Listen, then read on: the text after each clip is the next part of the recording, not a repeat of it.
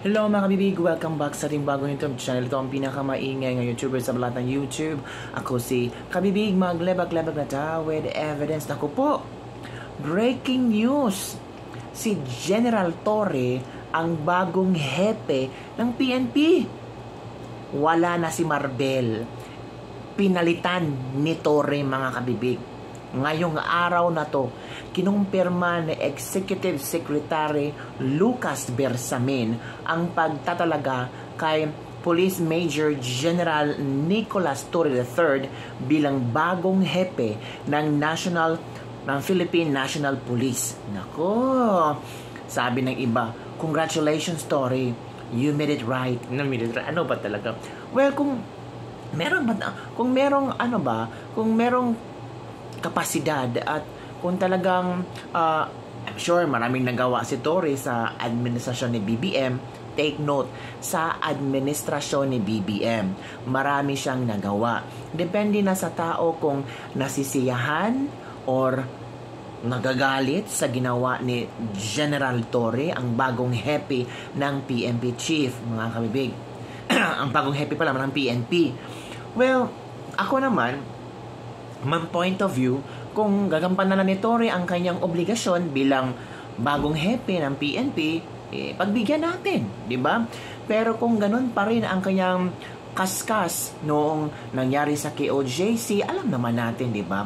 Maraming mga hidden stories sa KOJC siege. Marami kabibig.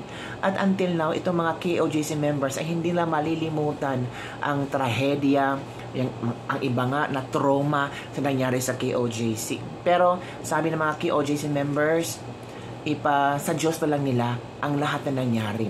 Noong kay Tatay Digong, di ba? Kay Tatay Digong, marami nila ang nasaktan. Yung ginawa ni Torre, yung mga statement ni Torre, marami kabibig, pero baka ito yung reward ni Pangulong Bongbong Marcos kay General Torre. Baka sa pananaw ni Pangulong Bongbong Marcos, maraming nagawang maganda si General Torre. Ang tanong, sa tingin nyo, maganda ba ang ginawa ni General Torre sa administrasyon ni BBM? KOJC, check siya kay BBM. Very good, Torre. Follow orders, check. Duterte, napapunta sa ICC, very good, check. So yun ang mga qualities na maybe tinitingnan ni Pangulong Bongbong Marcos para bigyan ng kababago pa lang itong si Torre na na-promote, no? Ngayon, bagong promotion na naman. Galing ni Torre. Ito ang mga komento ng ating mga netizens. But before that, ito yung video Ito yung video ng pag-announce ni Lucas Bersamin sa pagtatalaga ni Torre bilang hepe ng National Police. Congratulations, Torre. Watch this video. Police Major General Nicolas D. Torre III. The turnover of command will happen June 2nd. We are... Hihilain ko yan. Hihilain ko yan. Naku, maniwala ka, hihilain ko yan. Katong manas. Pero hihilain ko yan.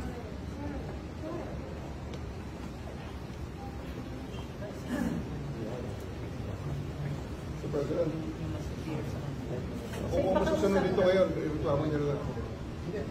Gusto niya kausapin para lang makiklaro. Sino? Walang mas mata sa akin. Ako na ang commander dito. Sir na ako, sir. Diretso rin niyo po sa aeroplano? Yes. Okay, sir. Your lawyers are witnesses. You can always file. You have to kill me. It's not our intention. You have to kill me to bring me to Hague. It's not our intention, sir.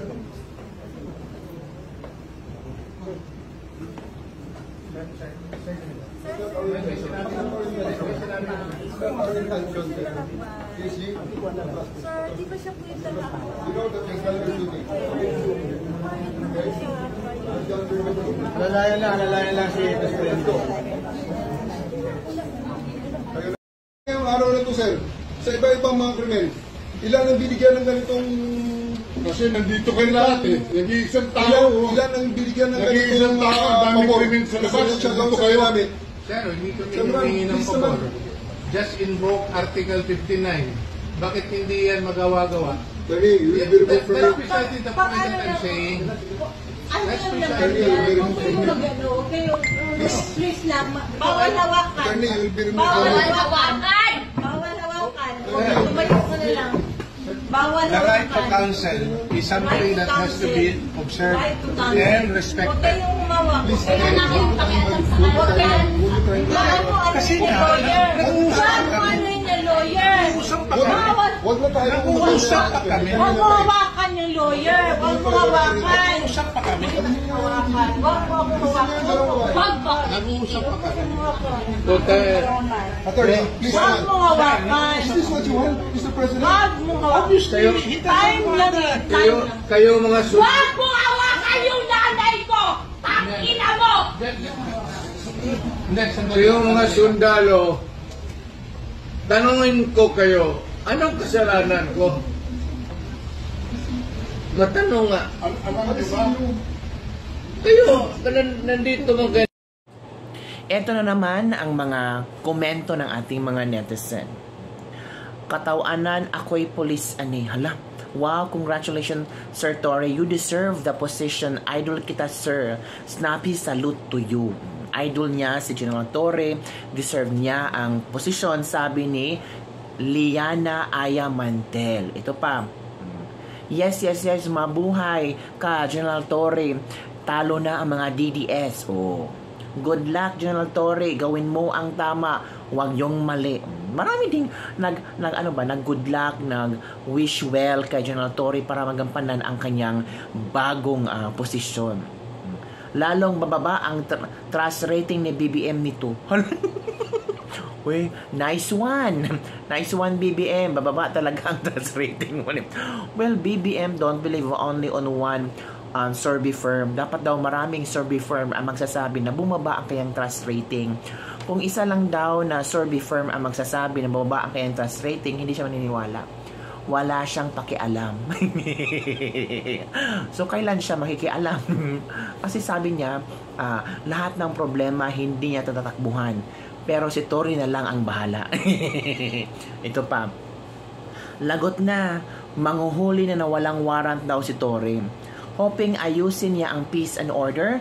Crimes is high now. Ipakita niya na matapang siya sa lahat. I'm sure matapang naman siya na Torre. Tingnan mo nga, ang KOJC. Napakulong niya si Pastor Kibuloy. Si Pangulong Duterte. Napalipad niya putang ICC. So, of course, matapang si Torre Kabibig. Matapang talaga. Oo, maraming nasaktan na mga tao, lumuha na mga tao, pati Vice President nga. Hindi takot si Torre. Sino kaya kinatatakutan ni Torre asad sa kanyang asawa? Si Pangulong Bongbong Marcos or si F. Elisa Marcos or si Martin Romualdez. Baka takot siya sa tatlong ito, pero VP Sara, Amy Marcos, parang wala siyang kinatatakutan, di ba? Sabi ng isang netizens, anong nangyari sa bansang Pilipinas? Ganito talaga nangyari sa Pilipinas. Ganito yung pamamalakad ni BBM. So, ang gagawin natin, we'll just follow. Tingnan natin kung maganda ba ang pamamalakad ni Torre sa mga pulis. So, yun mga kabibig. Di lulusot sa commission appointments niyan. Wala tayong magagawa. Presidente na. Madadala lahat ng Netherlands. Mga sasalungat sa kanila. Lahat daw na sasalungat kay Torre ipapadala sa ICC. Grabe naman. Good news. This guy knows how to guard his integrity and principles. Meron talagang mga taong believe din kay General Torre. You deserve that honor, General Torre. Congrats, Torre. Ikaw ang bagong mukha ng Pilipinas. Uy, grabe naman po kayo. May 3 years pa tayong ditiisin at iiyak ang mga DDS. Kaya iyak na kayong magsimula na kayong umiyak, from Richard Ganal. Mas may credentials naman si Torre kumpara kay Bato na naging PNP chief.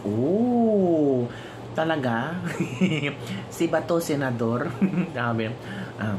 nakakatawa na ang PNP. Hindi naman po nakakatawa. Ano lang talaga, ibig sabihin, I'm sure naman gagampanan ni Torre ang kanyang trabaho, di ba? Showing integrity and leadership. Oh, yan si Torre.